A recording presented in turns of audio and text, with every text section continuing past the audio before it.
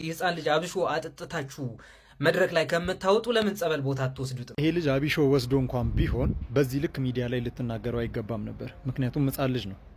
ሁለተኛ ይሄንን ልጅ ጊፍትር ነው ብለ ከመቀበል ይልቅ ያለ ምንም ማስረጃ አቢሾ ወስዶ ነው ብለ መፈረጅ የመጀመሪያውና ትልቁ ስህተት ነው። ሲያወራ ይቁነጠነጣል ላልከው ደግሞ ይሄ የልጅ ባህሪ ነው።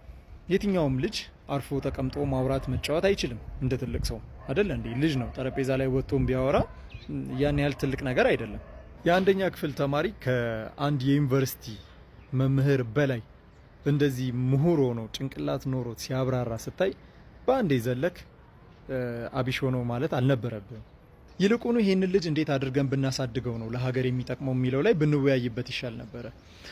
ለምሳሌ ባደጉት ሀገራት ላይ እንደዚህ አይነት ጊፍትድ የሆኑ ልጆች ለብቻቸው የሚማሩበት ካምፕ ይኖራቸዋል፣ ይዘጋጅላቸዋል እና ከዛ አድገው ነው ትልልቅ የምርምር ጣቢያ ውስጥ የሚገቡት።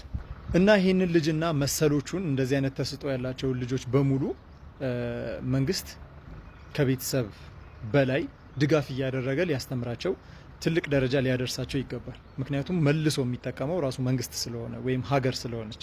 ስለዚህ ይህንን ልጅ የማሳደግ ኃላፊነት የቤተሰቡ ብቻ ሳይሆን የመንግስትም ጭምር ነው እና ይመቻችሁ። እወዳችኋለሁ።